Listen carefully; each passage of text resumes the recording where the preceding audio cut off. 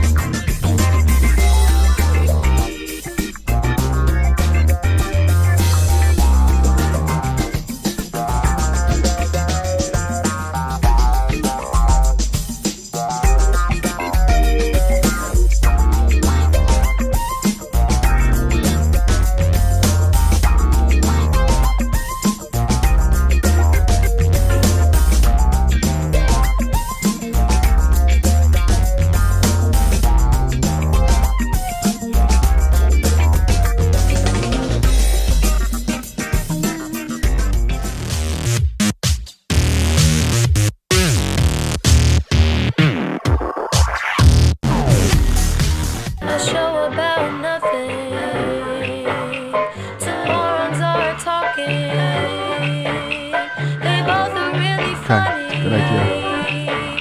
They just go with the flow. It's the Hershey and Keegs show.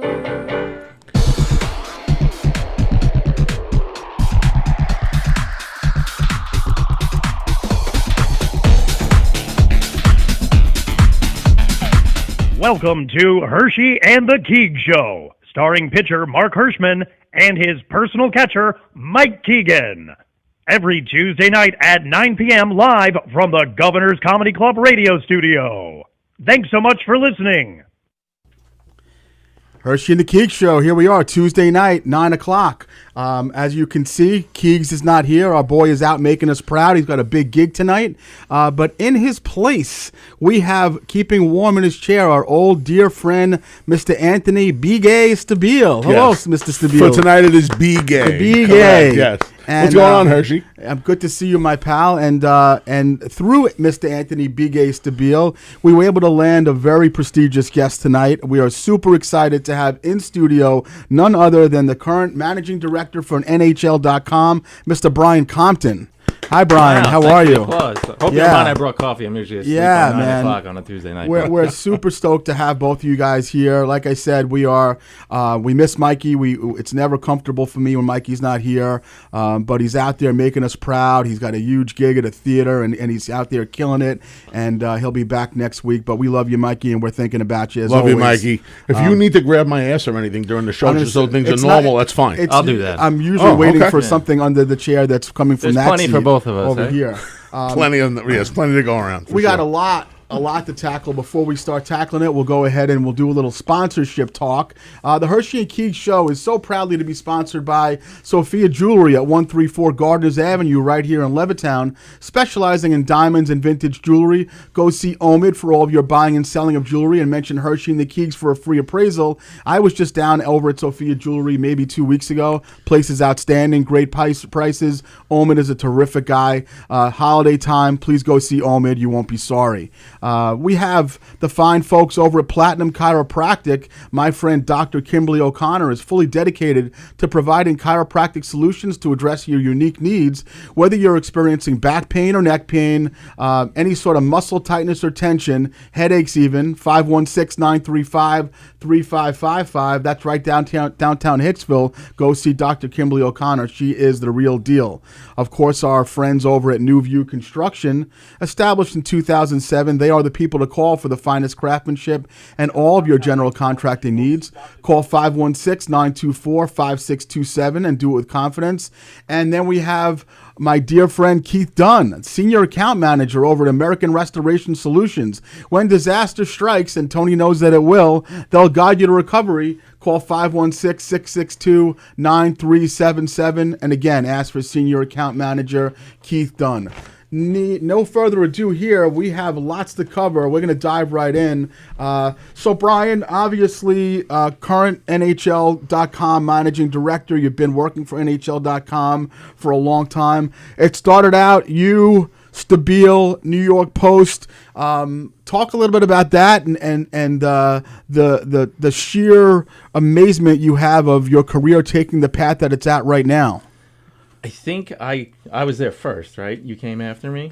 6 months, maybe? Yeah, maybe. Yeah, so I started in May. Actually, this is a true story. I started 3 days after I graduated college. Wow. I had interned there the year before during the summer.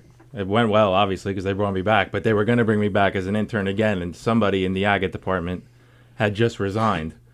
And Greg Gallo, who Anthony knows well, said, we're going to give you an internship again. I'm like, Greg, I need a job, brother. I just graduated college. If you have an opening and you know what I can bring to the table, how about it? Yeah. Okay, yeah, that kind of makes sense. All right. Wait, you started in May? May. I graduated May 17th. I graduated on Sunday and I started Wednesday night of 1999. I started May 17th. I graduated at St. John's May 17th. Started at the same time. Started at the same time. Wild. But you were there for the internship the year before. Right. That's what it was. That's what it was. Yeah. All right. So that was a great gig. Other than, being 21 years old and working Saturday nights and Sunday nights, which nobody wants to do when they're 48 like myself, let alone being 21. Right. But it was great. We got to go out and write once a week, so I would go to Shea or Yankee Stadium, hockey games. It was a total blast. I worked there for about 2.5 years, and then I worked in Southampton at the Southampton Press for 10 months, which was a totally different dynamic. You go from covering the Mets and Yankees to horse shows, equestrian, not like racing. What am I doing? Not me and here? Anthony style. No. But it was a great experience. I worked with some great people. Yeah. And then somebody that I worked with at the Post had gotten a job as a sports editor at the Trentonian in Trent, New Jersey. Okay. And he needed a Great minor sports league paper, hockey yeah. writer. Yeah. So I asked my dad, who had been in the business for, probably pushing 50 years. I'm like, what do you think? He goes, you got to take it. So I did. Moved down, lived in Bucks County, Pennsylvania for 6 years. But the best part about the ECHL is it's a great place to make contacts. For instance, Bill Armstrong was the coach of the Trenton Titans for the 02-03 and 03-04 seasons. He's now the GM of the Utah Mammoth. Like, you just never know where you're gonna end up. So it's been and then I landed. So 5 years into that job, I started doing a weekly ECHL column for NHL.com just as a side gig to make a couple extra bucks a week. And it just turned into a full-time job there. So I've been there since September of 2007. it's a message that I try to tell my I have 3 kids, but my 2 adult kids. Nepotism is extremely important. Being kind and respectful to people always, because you never know where someone's going to come and say, "Hey, I remember this kid from 7 years ago, and now this is an opportunity that might fit him." So you obviously lived that dream, and you were always was hockey your number one sport, by the way, like back in the day, or just kind of morphed into? Oh, it was. Well, it's funny because you have the Clark Gillies jersey on. So my dad covered the last 2 cups for the Daily News. Oh shit! That was his job. He was the beat writer. So he would take me to Caniog Park in Hicksville. Yeah. I'd meet all the players after. I mean, I was 5. I was like, but even though, and then I'd go home like, I met Mike Bossy. He was the greatest. And we didn't set this up when you got out of the car today, and we saw you in the jersey. His dad, who also worked with us at the New York Post. Yeah. 400 hockey jerseys. Oh yeah, that's probably he still about. Has them, by the way. I worked there for 5 years, and I think I've seen repeaters. I saw repeaters on Eric like 3 or 4 times. That's amazing. I'm not even. It's not an exaggeration. Like 4 days a week, we worked together for 5 years, and I probably saw 4 repeaters. I mean, you name the team, you name the league, you name the level of hockey. Yeah. Dude has it. Well, I have a little less than that, but so for me, I'm a little bit older than you guys, but I became a big Islander fan in the late 70s. My pop, may he rest in peace, would take me to the Coliseum all the time. Yep. And the players that I fell in love with usually were because of what my dad loved. So my father loved Gary Howitt, right? Gillies, obviously, Greatest guy. God rest his soul. And I got a chance to meet him at an event a few years ago, and he was an amazing dude, and I have a great picture with him. One of the reasons why I fell in love with Gillies was a kind of a weird thing, but my first love was the Yankees, still is the Yankees, and I was a Greg Nettles junkie. Mm-hmm. So Nettles wore number 9, and then I'm like, shit, this guy Gillies wears number 9, and since then I've been a Gillies junkie, and then, like I said, I met him, and he passed. It was crushing. But my favorite guys were Gillies, Howitt, and then years later, Ken Baumgartner. I was a Bomber, loved Bomber. Very popular player at the Coliseum. Yeah, I loved him. I must imagine, and certainly, when Anthony meets horse racing people, like he's never, your eyes aren't bright about anything because it's your whole life. I'm a bigger celebrity than them. That's the problem. Exactly. At this point. Yeah. And that, so for you, humble too. Was it at any point in the beginning where you like, I can't believe I'm getting a chance to do this and get paid to do this, to meet these guys that I've admired, or it was because your dad was part of it that it was already a natural feeling for you? Yeah, I always knew what to expect from that regard. Like I knew going in, and I haven't talked to college kids in a while when I go to talk to them, but I went to Hofstra probably 5 or 6 years ago, and I said, all right, who doesn't want to work weekends? Who doesn't want to work holidays? Raise your hands. Because you're in the wrong room, you know what I mean? So, you went to like a media class type of thing, you're a guest speaker or whatever. You have to prepare. If you're a professor at Hofstra or anywhere else, you have to prepare these kids to know that they are going to sacrifice so much in terms of time with family, time with friends, going out to bars on Fridays and Saturday nights, because that's the job. That's it. Brian mentioned it. So at the New York Post, and no other newspaper does this. You came in as an agate clerk. You worked 4 days agate. They sent you out to cover sport, and you could have. One of Brian's first nights was at Yankee Stadium, and he looked at me, and we got friendly very, very quickly. Big wrestling fans, diehard Met. I was going to say, orange and blue 9s are not is a kind of a sore topic for us now with Nimmo. Oh man, but sorry guys. We actually saw kids our age, come in and not take that opportunity and leave because they would be told, well, you're going to work Saturday night from 7 to 2:30 in the morning. And they were like, I'm out. And we looked at each other as if to say, like, where the fuck are you going? You're going to go cover a Mets game in 3 weeks. I think it's a matter of how bad you want something. So you knew you wanted to be in the business you were in. You knew that you wanted to be in that business. For me, I graduated from Stony Brook in '94, and for the next 10 years, I sold thoroughbred racehorses for a living. Mm-hmm. And that's how we became friends. Yeah. So and I met his dad. He was a 16-year-old kid. I was 22, 23 at the time. I'll be honest with you. One of the biggest reasons why I left horse racing from a professional standpoint was it became a 7-day-a-week business where I would be, there would be times I had to be at Saratoga for 2 weeks, and I'd be in Monmouth, or I'd have to go to the barn at 6:30 in the morning. And it got to a point where I was transitioning, getting married, having kids, and my wife's like, "Is this what we want?" Right. And I wasn't vested enough. I love horse racing. I've loved it since I'm a little boy, but I wasn't vested in it from a professional standpoint enough where I wanted it to be a 7-day-a-week commitment for me. Sure. And that's ultimately why I did leave. Whereas if it was something to the point where I loved it from a professional standpoint the way you guys did, I probably would have stayed. But it just wasn't what I wanted for my life at the time. You also did it for a long time, and I did. You sacrificed it for your family. Yeah. These guys were 21, 22 years old. Yeah. If you're not going to go hustle then, like, when are you going to hustle? And you can hustle, but Anthony I would think, agree with me here. It doesn't feel like work. Yeah, man. I mean, that's the whole If thing. you can get paid and it doesn't feel like you're actually working. That place did not feel like work. And all we did was laugh. Like, That's the whole the best. room. I mean, there was so much camaraderie and friendships between all. We would go out for drinks when we could, like the whole department. It was a just lot of Y blast. days. We went out for drinks. Days that ended in Y, we went out for drinks. I love it.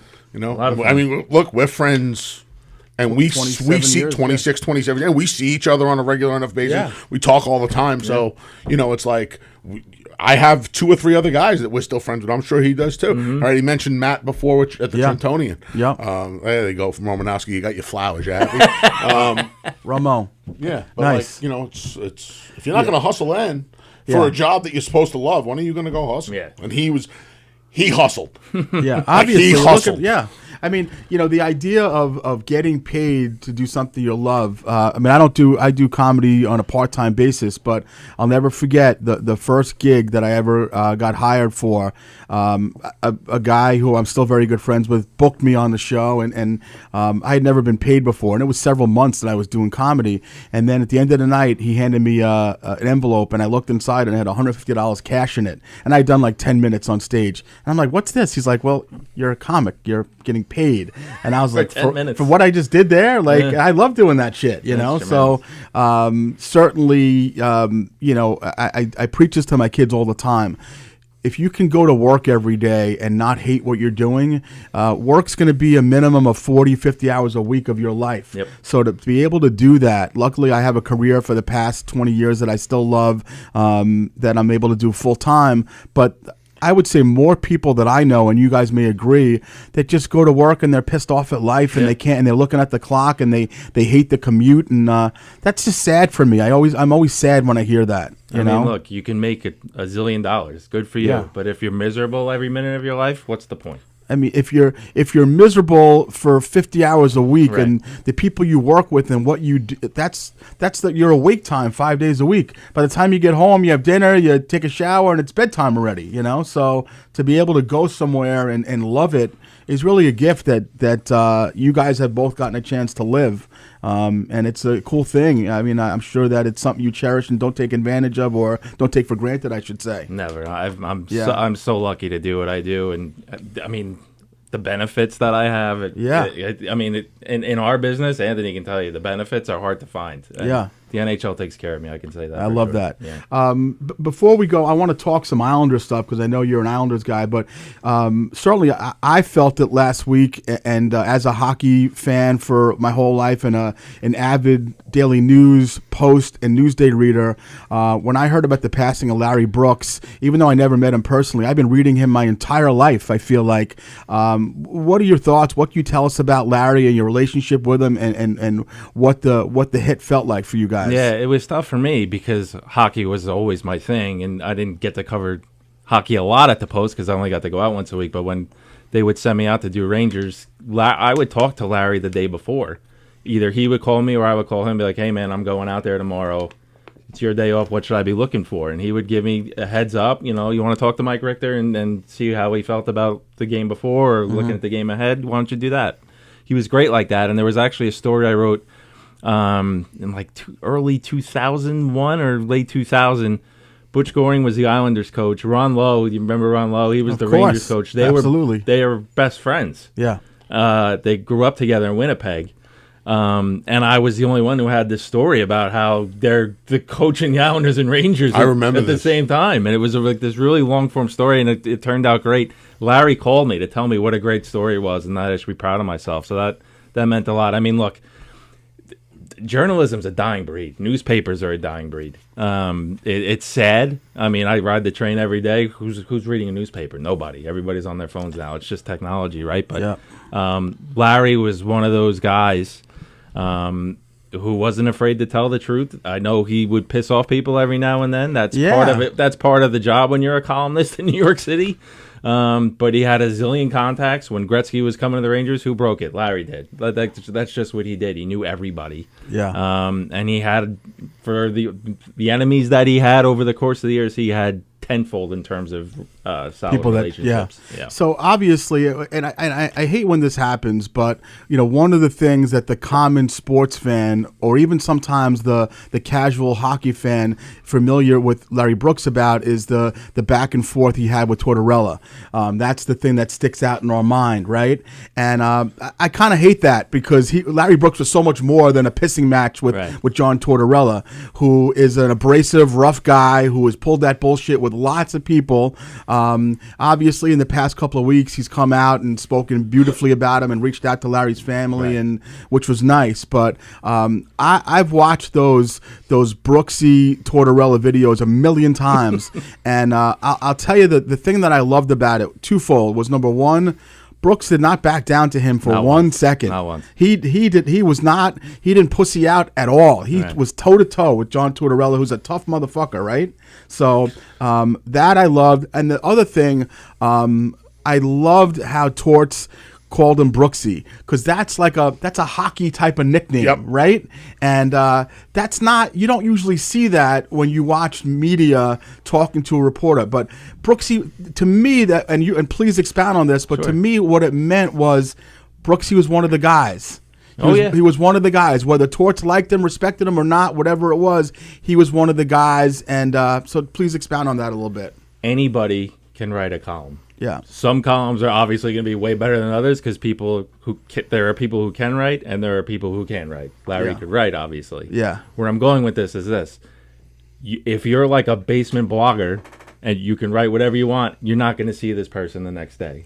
And Tort said this after Larry died. Or Mike Lupica. Larry was Larry was always there the next day. Always. Yeah. And it's about building relationships with people. Like, he might write, or anybody. I mean, we don't write those kinds of columns at the league because we work with the teams, essentially, right? So, but if you aren't going to be there the next day and explain yourself, it doesn't mean the same. Right. But Larry was always there the next day. Always. I can't remember, many years ago I met him, but was he a big guy, Brooks? Like, No. Not at all, right? No, probably 5'9", 5'10". Yeah. So, but he was not. He had the respect of these guys, and he was not afraid, and he would stand toe to toe with them if he had to. Every day. Yeah. Every day.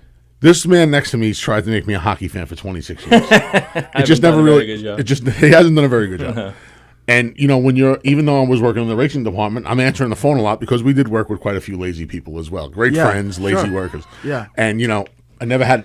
Larry's probably the only guy there I had zero relationship with. But I'll tell you one thing right now: nobody commanded more respect. Yeah. Right? The guys that we had, Nobody. Yeah. And we had. Phil Mushnick. Right. Yeah. Mike Vaccaro came along a little later. Serby. Wally Matthews was there. Yeah. Serby. Yeah. Mark Cannizzaro. Yeah. Guys that nobody. Yeah. You could have hated this guy. Yeah.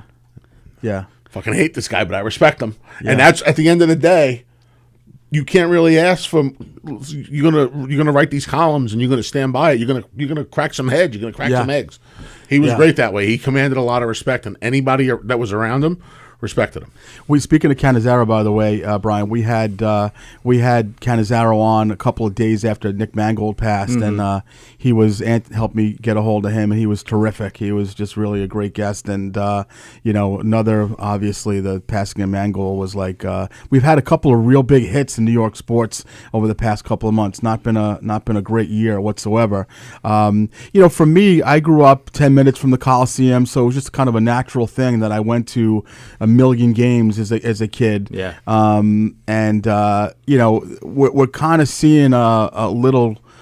What I think, I've been watching the games religiously the past few weeks. We're seeing a little rebirth here with and sometimes I'm questioning if I'm biased and I'm just thinking I'm seeing a rebirth, or when I'm seeing these guys like Schaefer and Heineman and Bo, like, I don't know, man. The team feels different. Am I right about that, or am I? I think you're right because of Matthew Schaefer. Yeah, Matthew Schaefer. I've only talked to him 2 or 3 times so far, but yeah.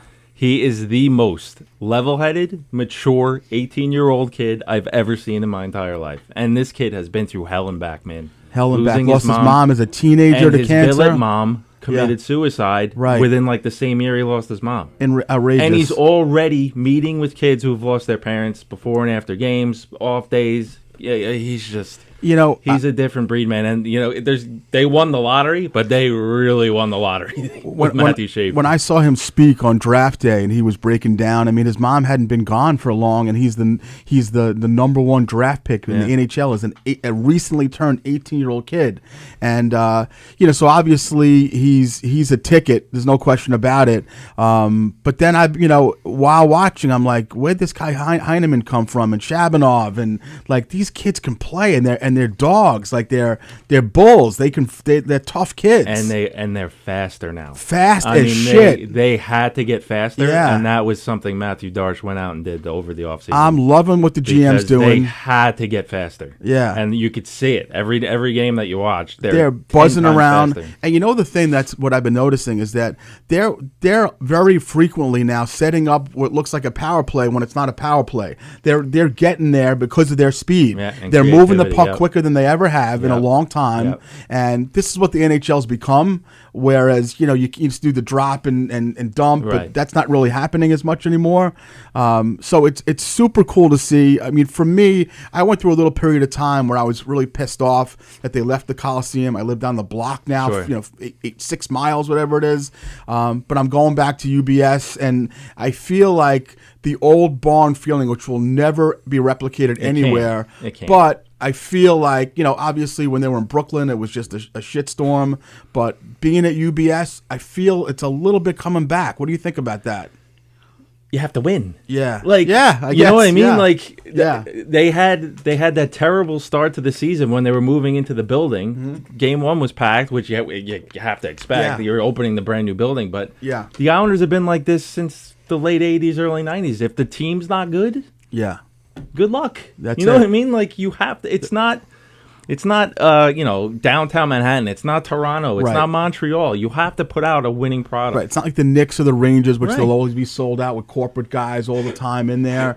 There's a family, working families with kids. Like, you got to make an effort to schlep there and take the train and shit like that. So I think that if the Islanders do continue to do this ride up, and obviously a lot of excitement, the UBS, Belmont, like that's going to be hopefully a lot of fun. I hope, man. I certainly hope so. Will there be a casino there at some point? I don't know about that. No. But there's going to be what, the shopping there? Yeah, the shops are there. I'll tell you one thing. I was a fan of the Islanders for about 3 hours a couple of weeks ago. A buddy of mine gave me a piece of his parlay. They came back the 4-3 overtime win with the I'm impressed right now with the shorthanded goal. Look at you. How about that? Listen, if there's money on the line, I'll watch it. I'll watch 2 fleas fly if I have to. I was rooting for my Islanders for about 3 hours. They were my Islanders for about 3 hours. I'm glad you're buying dinner later. No problem.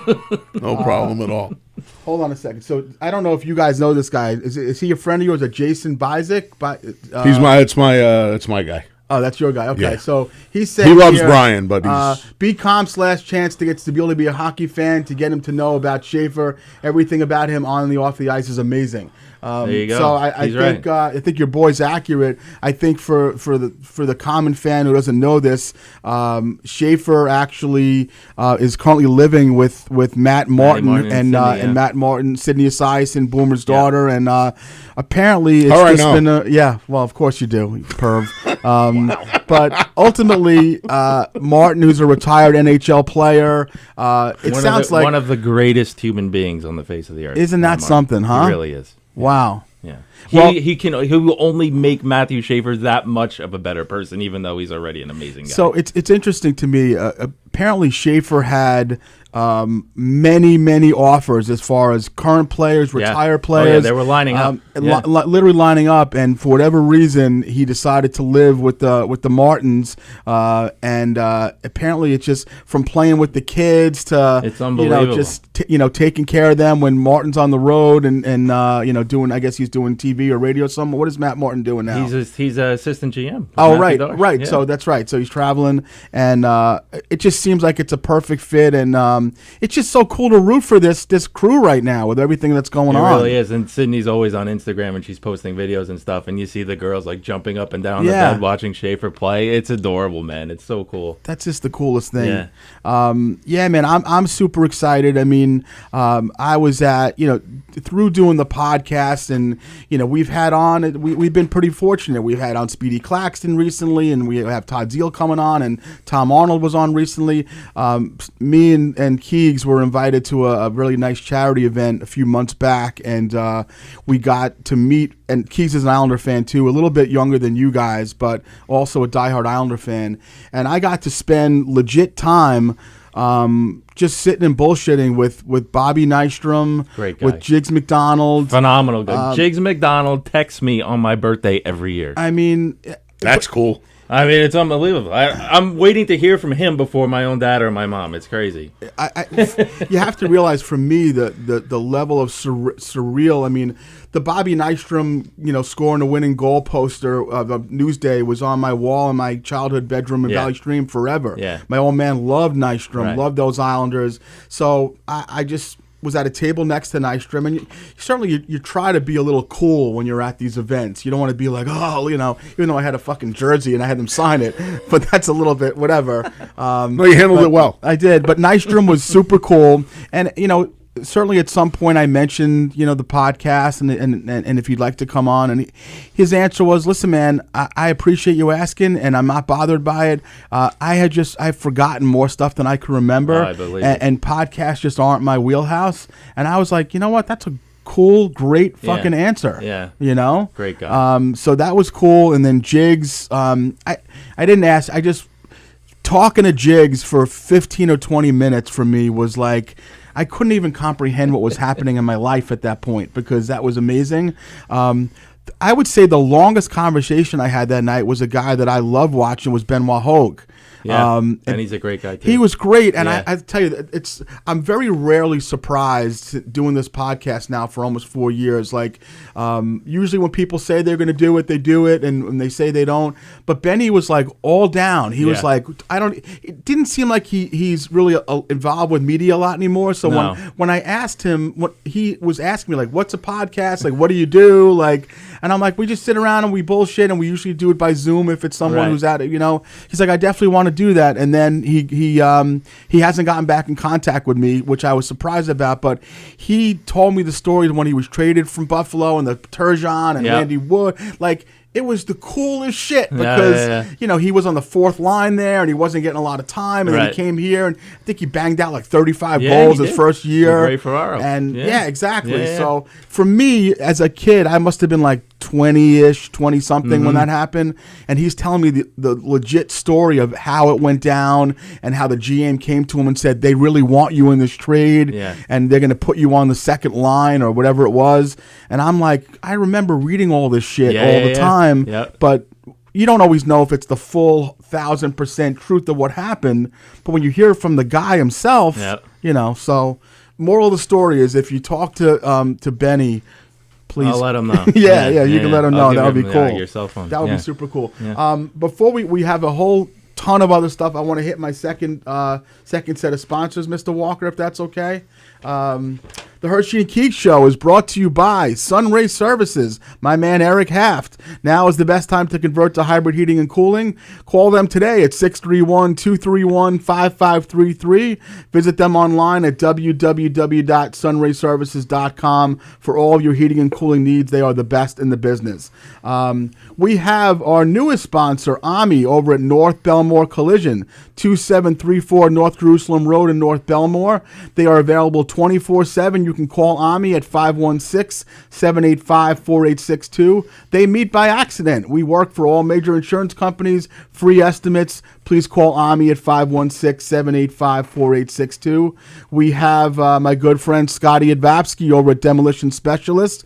1-855-RIP-OUT's the number you call for demolition, dumpsters, and fence rental. Family owned and operator for over 30 years. They are a fully licensed demolition contractor, and of course, the beautiful New York State licensed real estate person, Diane Keegan. That's Mikey's mama from All Island Estates Realty Corporation. You can call Diane directly at 516-458-1864 or email her at diane@allislandestates.com. If you're looking to rent, sell, or buy, make Diane your first call.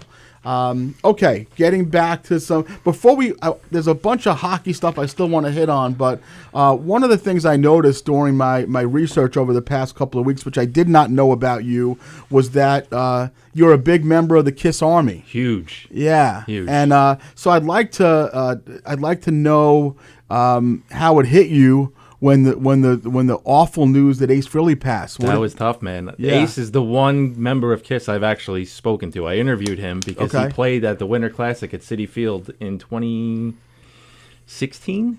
Wow. 2015 or 16, I forget. Okay. Yeah, it was actually funny.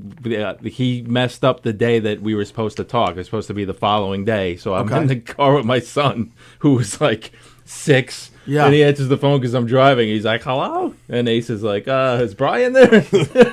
That's amazing. He's like, who's calling? Little He's like, C-Comp it's Ace. action. And then Chris goes, Dad, it's Ace. I'm like, tell him I'm driving. He's driving right now. So I actually talked to him, I don't know, half an hour later, whatever it was, when I got home. But he was such a great guy. I told him that there were grown men crying.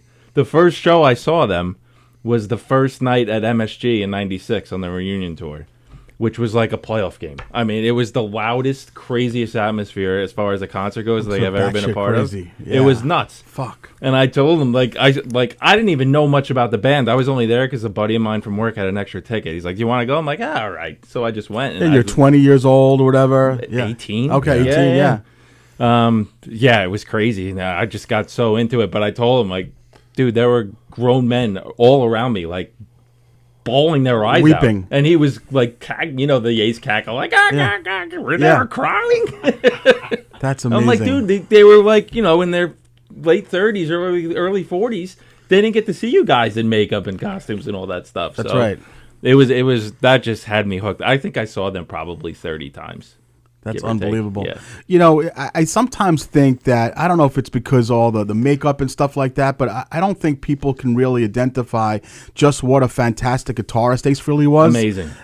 So I think that, now it's always not revisionist history, but when someone passes, you see a lot of musicians saying, this is one of the best guitarists that's ever been. Yeah. But I didn't really always hear that while he was alive. So you identified that. You knew that all the years that you were watching KISS and going to concerts and seeing him do solos. You knew he was amazing. And all the people who go, oh, KISS sucks. KISS, they're a joke, blah, blah, blah. And then they go watch those concerts with the pyro. Where do you think they got that from, fellas? Right. Everybody emulated KISS after them. Everybody. Yeah, so, KISS was probably, they started in the, early, mid-70s probably. Yeah. Really, as far as, the hardcore hair bands, that was them. I don't even know if there was anyone really before them. They're just an absolute group of legends. And so I knew that he was in his 70s, but he certainly I think he had a fall and he hurt his head. He was in bad shape for the last 6 Oh, 8 so months he was of his life. okay. Yeah. He was supposed to go on tour and then he had to cancel a bunch of shows. Okay. So it's sad, but look, I hate to say the wrong thing. He probably should have died in 1978. I mean, this is a guy who would get, completely demolished, get behind the wheel, and drive around the Hollywood Hills until he hit a pole. So it's amazing he lived as long as he did. If you believe what you read, I think people say that Gene Simmons was not a big party guy. Or Paul. Neither one of them. They weren't, right? And Peter Criss, what about Peter Criss? Yeah, he was. Okay. With roller skates too. Wow. Yeah. So it's crazy to me that the four of them, which primarily were together for most of the band's existence, two of them were hardcore party guys, and the other two not even a little bit. Not even a little bit. Yeah. Women were Gene and Paul's advice. Oh yeah, no, we know the Gene Simmons story. Geez Louise. The Will Chamberlain of rock and roll. Essentially, he's like they call Stabile the Gene Simmons of horse racing. Yeah. Here we go. Yeah. No, I'm complimenting you. That's all. He tried to recruit me for the Kiss Army too. That did. to no avail. You're talking back in the day, Yeah. yeah. Oh yeah. And you wouldn't have it. What was it about? It's just not Wasn't for your me. thing. It's not for me. Well, you're a boy band guy. That's why I'm you're a a boy, Backstreet yeah. Boys We've and seen some sing. shows. We went to who did we see? We saw somebody, didn't we? We went to. Three Doors Down. Did we do that? We could have done that. Wild. Yeah. We did a few. We went to a couple of shows. I think you came to a Disturbed show with me too. The Hammerstein. I think we went to a Possibly. Disturbed show. Disturbed is a great live band. I saw them part Fantastic. of Ozfest in 2001, I think. I've seen them like 15 times. But I didn't know anything about Disturbed. I also didn't. I'd never seen Marilyn Manson live. I'd never seen Slipknot. I've never seen a lot of those bands. And Disturbed was the one band I was like, this is one I'll still listen to. I wasn't really Amazing. going to be Yeah, they're into pretty good. Slipknot or Marilyn Manson. Yeah. Obviously, I loved Ozzy, but Disturbed is not just a not hair band, but not a heavy metal band. They had some soft stuff, and we did more sports, Mets games. Yeah, oh, yeah. Big East championship with That's St. John's.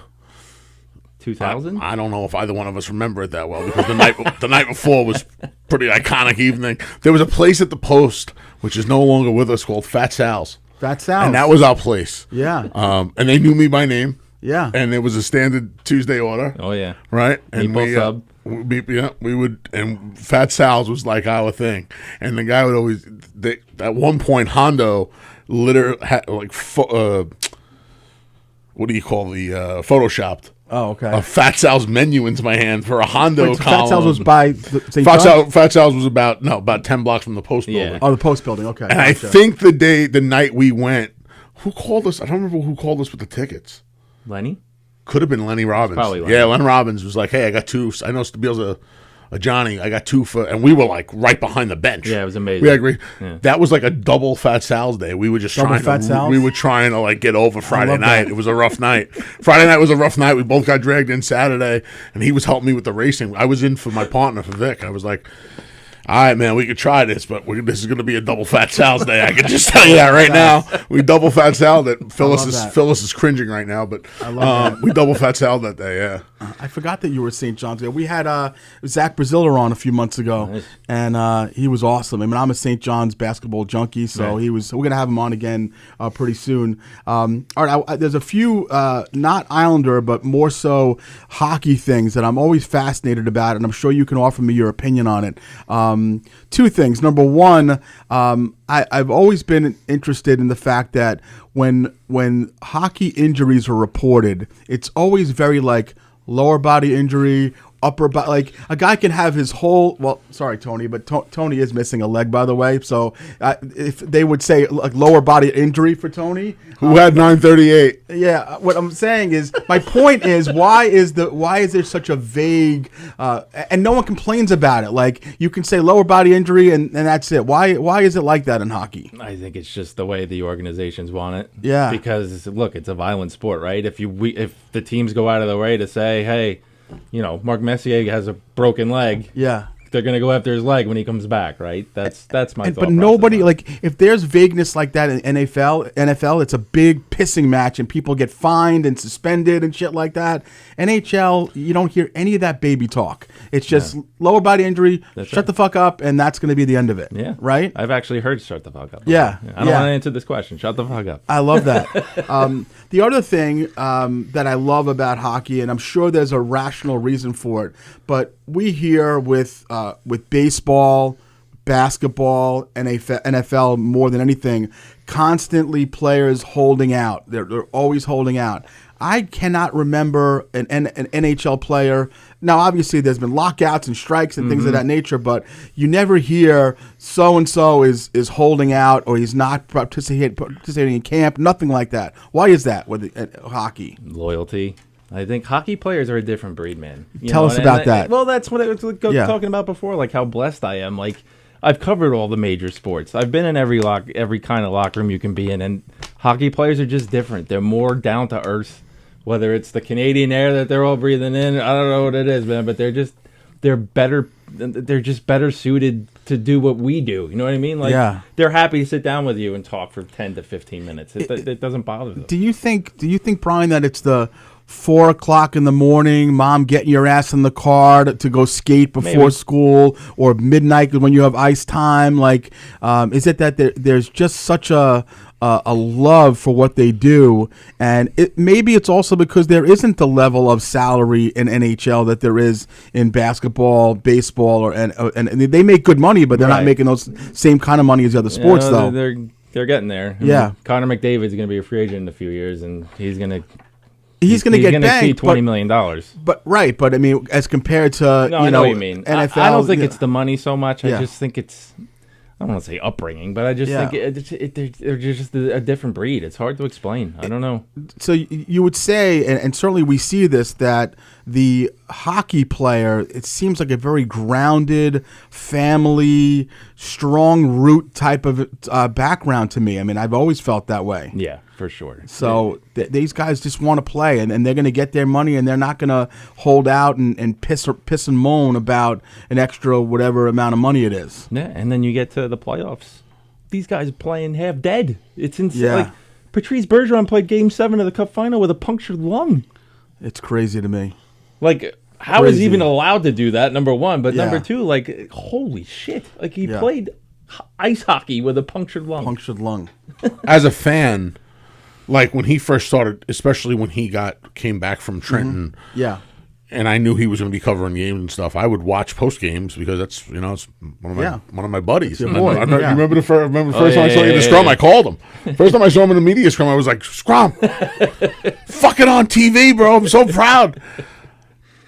When you watch the interviews, this is strictly fan. Yeah. I've interviewed a half a dozen football players, 3 baseball players to do some features pieces for the Post. Yeah. When I was back there 25 years ago.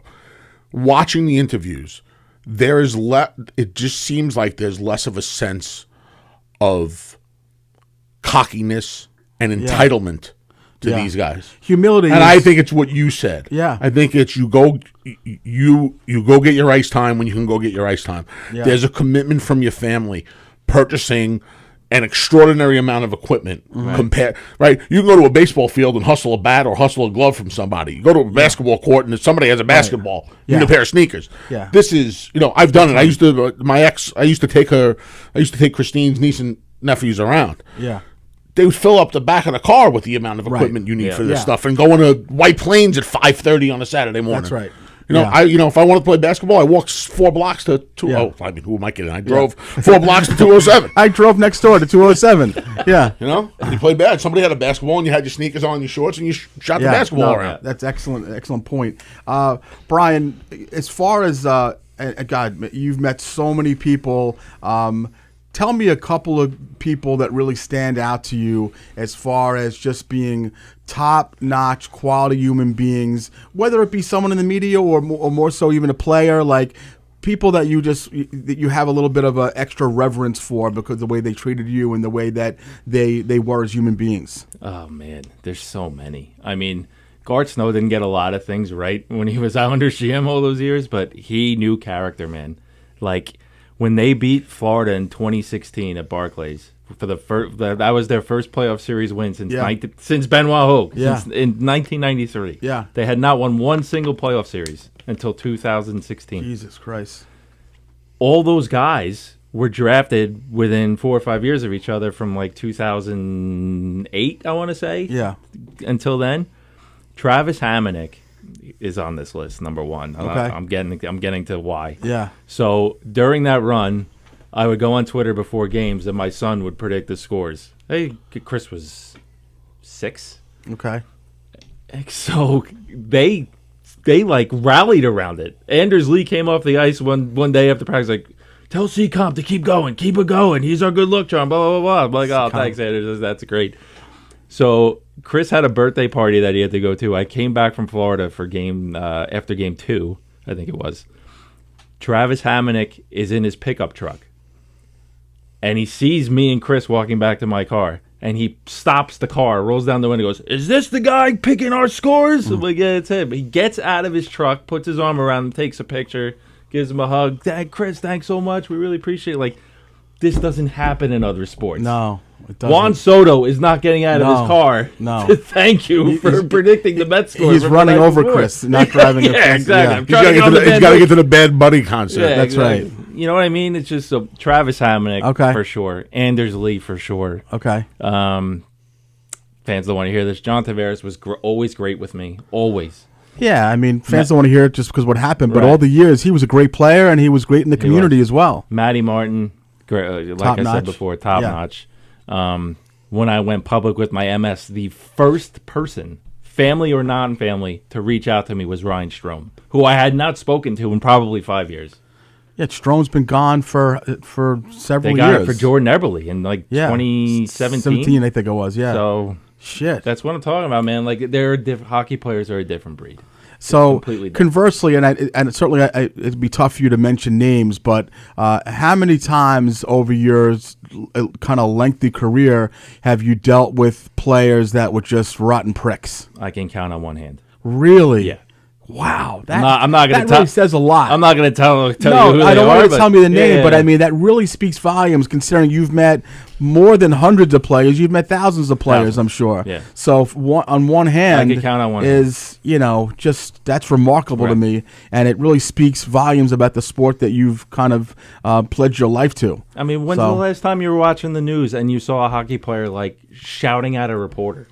No, You know what I mean? you don't. You see it in the NFL every week. You see the coaches sometimes, and obviously the only violence you see, and one of the things I wanted to ask you about before I want to touch about the MS stuff for a while, but what is it, the appeal that we have as hockey fans of hockey fights and certainly I've been to many games in my life. You've been to many, many more than I have, but there is just something about the allure and the way the stadium gets so freaking excited about a hockey fight. Can you even try to describe it? Where else are you going to see this? Yeah, that's Honestly. right. They don't let it happen. I mean, yeah. baseball too. Like, Yeah. look, Anthony, I love baseball. Yeah, But the loudest the stadium will get is if the bench is clear. that's right. Yeah, Aside from like a walk-off, yeah. if the bench is clear, the place goes berserk. I was Yeah. 15 rows behind first base for Game 2 of the World Series when Clemens threw the bat at Piazza. The place went ballistic. Ballistic. Yeah. Why do we love violence so much? Why Because do we don't love get that? it anywhere else, unless Yeah. you want to go to jail. Yeah. well, unless you hang out with Stabile. Exactly. Yeah. You hang out Yeah. with them. Exactly. I kind of bring my own. Yeah, a little bit. But where else? But he's right. Like where else? Where else are you going to get to? And not for nothing. Again, and I don't have the biggest dog in the hockey fight. Yeah. They're good fights. They're good fights. Basketball Yeah. fights suck. Yeah, and it's funny you say that. It's because the basketball fights are just pushing and the coach is grabbing on the legs and it's kind of bullshit. But I don't know. It's God. For me, like I said, my father's favorite player was Gary Howard. It was a 5'9", 175-pound guy, but he would just throw fast and furious Sure. little punches. Yeah.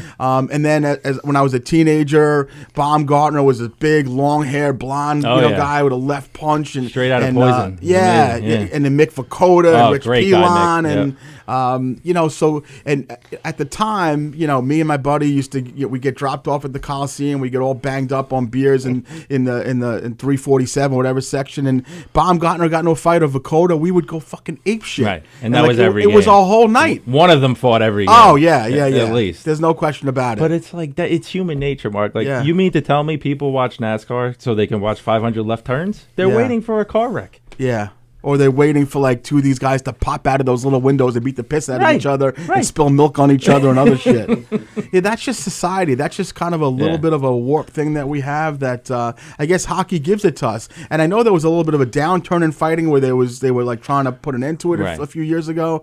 Now I've been watching and it seems like it's coming back a little bit, which is good. Look, the Four Nations face-off was a phenomenal tournament. The Olympics will be even better. Yeah. But how much attention did we get because of that Kachuk fight. Oh, right. You know what I mean? Oh God, that was fantastic. Sometimes it's okay, man. Like Yeah. all eyes were on hockey that night. Yeah. It was crazy. That's really cool. Really cool. Speaking of eyes, we got about 10 minutes left, and certainly the most important thing that I want to talk about. So basically, for those who are not familiar, Brian, 46 years old, was having some vision issues, breathing issues, was told that, much to his surprise, he and his wife were told that he had suffered a stroke, lesions on the brain, and then he's dropped the bomb that he has multiple sclerosis. Tell us about it, Brian. Yeah, it was leading into Father's Day weekend in 2024. So A year and a half ago. yeah, That's it. Yeah. So Monday I started experiencing double vision a little bit. I was Okay. at work and I'm like, well, this is weird, but my eyes are horseshit anyway, so I didn't think a lot of it. yeah. You've had cataract issues and other I things had like cataract that. surgery when I was 30. Yeah. Okay. Which I think, honestly, was the start of all this. And Okay. nobody knew. Yeah. Right? So went to work again Tuesday. I went to work again Wednesday. My days off are Thursday, Friday. It was the Stanley Cup final by then, I think. Yeah, it must have been. But by Thursday, I really didn't start. I wasn't feeling well. And then Friday, I couldn't. I thought I was having a heart attack. yeah. I could not breathe. Respiratory issues. It was yeah. like, it felt like getting the Heimlich and the person behind you wasn't letting go. Okay. Like, this is weird. Yeah. So I went to urgent care first, and they thought that I maybe had a blood clot. They're like, "Have you traveled recently?" I said, "Well, yeah, my wife and I just celebrated our 20th wedding anniversary. We were in Portugal for 9 days or whatever it was." Yeah. They're like, "Well, maybe it's that, but you should probably go to the ER and get someone can give you a better look." So I said, "Okay." Yeah. So we went to St. Joe's in Bethpage. They did a CAT scan. Well, they did an EKG first to make sure it wasn't a heart attack. They said, "No, your heart's fine. Let's do a CAT scan." That's when the guy found the first lesion. He said, "You had a stroke at some point." I'm like, "What are you talking about? Like, Yeah. I've been fine. Like, this is crazy." He's like, "Well, we're going to keep you overnight. We'll do an MRI in the morning." So they did that. That was at like 6 or 7. Now, you at this point, are you in full blown panic mode, or you're just like happy that you're feeling better in the hospital? Probably a little bit of both. Okay. Like, I'm in the hospital bed. It's probably like 1 a.m. and I'm texting the kids. I love Yeah. you guys. Like, What's going on? This Yeah, is surreal. What is I this mean, bullshit? Anna was a year and a half ago. So she was probably 19, 18, and Chris was 14. So, like, they have a lot of life left, and I want to be around for it as much as I can. Yeah, of course. So they did the MRI at 6. My wife was back in the hospital with me at like 8. And the craziest part of all this is that my younger sister was in labor.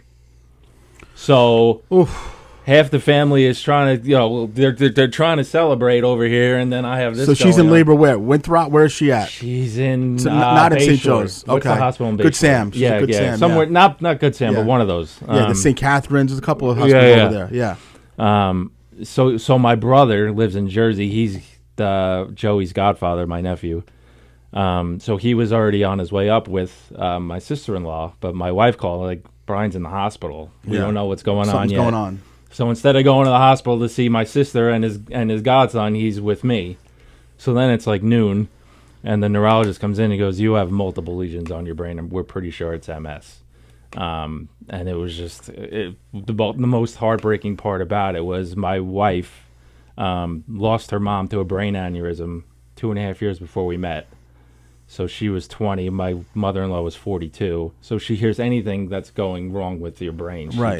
She immediately broke down and left the room. And I told my brother, like, "Can you just make sure that she's okay?" And you hear, a year and a half later, you know all about MS, but at that moment, you didn't know as far as a prognosis, as far as a lifespan, you didn't know anything. Terrified. So your immediate response is like, this is terrible, awful, could end my life news. It's terrifying because everybody's different with this disease, but you're always going to expect the worst. Right. So I didn't know anything about it. Fortunately, somebody at the league, once I told them what was going on, she has a brother-in-law who has it. Okay. Around my age, and I called him. This was late June. We talked for like 40 minutes, but the first thing he said was, "The first thing you need to know is you're going to be okay." Okay. And I was just like, by the end of it, I was bawling with the guy, like, I have a daughter. Am I going to be able to walk her down the aisle? He goes, "You're going to do all those things. Just it's so much different. Even my neurologist, when I saw him, he said 15, 20 years ago, there's nothing we could do. They have made so many advancements with this. I'm going to put you on the best meds. It's going to be okay. So I said, so you're telling me I'm not dying? And he goes, unless you piss off your wife, you're going to be okay. So here I am a year and a half later, everything's good. So as far from the time that you were told that you had the disease to the point where you were able to kind of breathe a little bit, how long was it? Was it? Oh, man. Probably a month. There was probably the first few weeks where I didn't want to get out of bed. Like, F this, what's the point, blah, blah, blah. But I just kept hearing this voice in my head. Half of it was me, and then the other half was my uncle, who he died of pancreatic cancer 5 years ago.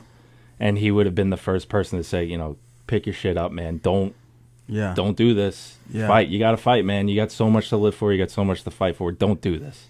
So, I mean, there's two ways you can go. The wrong way or the way that I'm trying to go. Yeah. You know what I mean? Like, trying to raise money, trying to do all the right things, trying to eat better. But I'm like the exercising and stuff. That stuff I should have been doing all along. Yeah. So you just got to take better care of yourself. And speaking of raising money, we actually have it on the screen, and obviously, what most of the people watch our show on playback. But obviously, you can scan that. That is for the Walk MS 2026 walk in Jones Beach. It's going to be in May this spring. Obviously, May 16th, May 16th. I believe that Brian walked his first walk this past May at Jones Beach, and the total you raised $26,000. $26,000 for the cause. Obviously, that is very fresh to the point when you were diagnosed. So the fact that you have a lot more followers, you're kind of buying into supporting this cause. We're talking about potentially doing a comedy fundraiser here. How big of a commitment for you, your missus, your kids has this Walk MS cause become? It's not just for them. This is for people who are going to be in this position that I was in a year and a half ago. Yeah. Who are going to be terrified, who don't think that they have anybody to talk to who's going through the same thing. That's one of the first things I learned when I was diagnosed. Like, I am not alone. There's a million people in this country alone who have this disease. Right. A million. So I just want people to know who are going to experience this same disease. You're not by yourself. And you're not by yourself, and the fear that you're going to have, we're here to help you with Absolutely. that. Yeah. There's not one iota of his being that's doing this for him. That's just how he's been since we met 26 years ago at 1211 Avenue Americas. Yeah. Brian does for other people. Brian doesn't do for himself. But in that's incredibly admirable. But there's obviously some therapeutic. You're getting some therapy from that, right? The fact that you're able to give back a little bit, it's helping you. It gives you a little extra drive to fight this disease. There's no better feeling than knowing that I'm helping somebody else. Yeah. I think that goes for anybody, and that's why I went public with it, because I was debating about it too. Because a lot of people have this and don't want to tell anybody. Yeah. Because if they're my age or younger and they want to move on to another job, and that employer gets wind of them having this disease, they're not going to hire me. I'm sick. Yeah.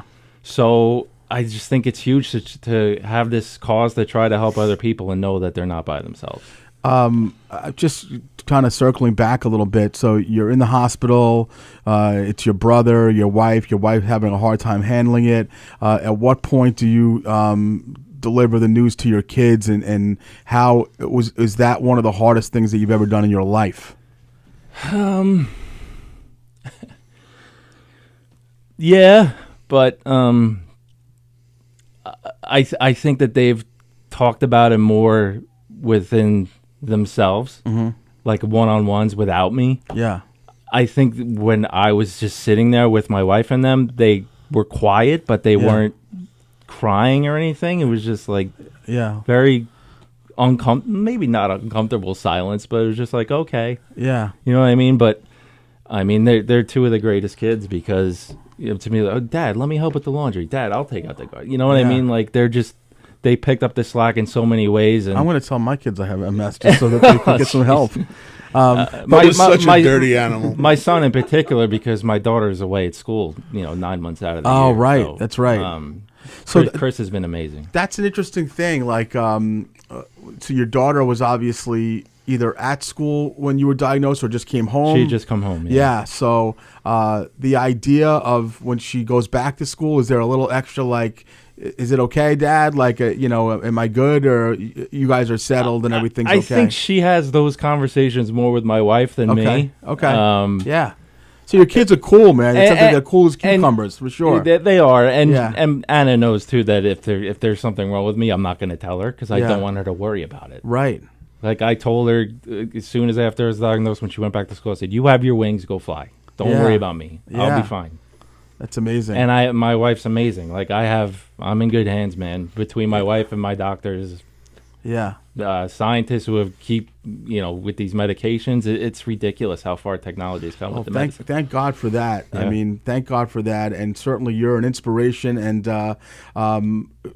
when you were originally diagnosed and you were home and you didn't want to get off the couch, did you stop working for a bit, or you were still working through this at that beginning time? I worked. Oh, all the way through? I didn't go into the city for the entire summer. I was Okay. back after Labor Day. Yeah. But I worked. And how hard was that? Because certainly for obviously I like to write and write comedy. Like, you need your brain. You need to be focused.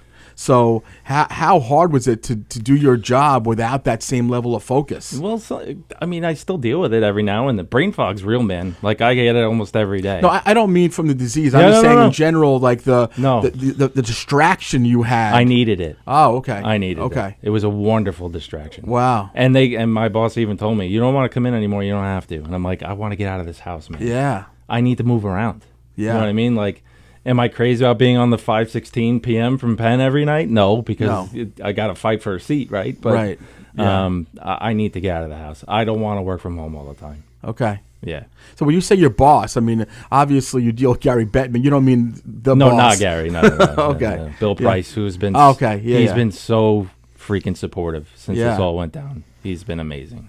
And I don't know if you've done it yet, but I'm sure the NHL, to me, is always extremely involved in causes. Like, I'm sure, have you involved them with this yet? Or I let them know, but when I started asking for donations for the walk last year, a few of them reached out and donated. Yeah, for it's sure. terrific. Yeah. Well, we're already at the 10 o'clock mark. I can't thank you enough for coming on and talking about your cause, we could probably go on for 2 more hours, but Tony's been here since 4 a.m., so he wants to go home. He looks great. Yeah, he's doing good.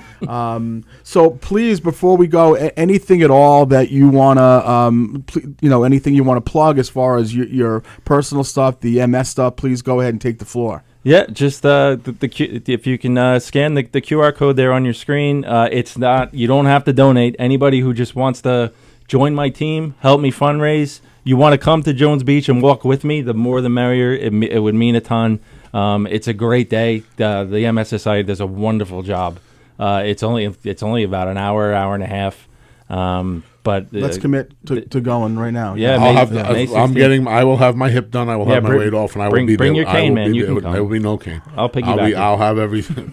Well, I don't know if by this May, I don't know if you'll be all wrapped up. I'll be ready to roll. Okay, let's go. I'm just saying we can go and just hang out. No, I'll be ready to roll. Okay. It's Preakness Day, so we don't have to watch the race on the phone. But yeah, we can do that. Yeah, well, the race, no, but it's not. It doesn't go that late in the day. No, it starts at 10. I think it's over by 11. All right, good. And then I think we go out for. I think we're going to go out for beers at some brewery. Punch and pair. Yeah, I love it. So again, thank you for that. Please go ahead and scan the QR code, and obviously NHL.com. Yeah. You can follow Brian Compton on Instagram, on Facebook. He has some really cool stuff on there. And again, Brian, we're super appreciative of you coming on Herschy and Keegs today. Mr. No, we're going to get the comedy show going for him. Okay. And my selfish moment of the show will be I am going to make my stand-up debut. Oh, all right. At this we can see if we can swing that, Tony, right? Absolutely. Awesome. I already have a bit in mind. Yeah, you have lots of bits, Anthony. I got bits. You can do 2 hours of stand up on your life in a heartbeat. So yeah, you could. Stay out of jail. So thank you, the B-Gay, Stabile, my boy, and filling in aptly for Mikey tonight. Love you, Mikey. We love you, Mikey boy. For me, let's see. I'll be at the Brokerage Comedy Club next Thursday, December 4th. Yep. I'm also going to be here at the Governor's Comedy Club Little Room with a show that Tony Walker and Don Sill are producing for the host of the podcast studio. So go ahead and Tony and touch on that a little bit. Thank you, pal. Yeah. Yeah, December 6th.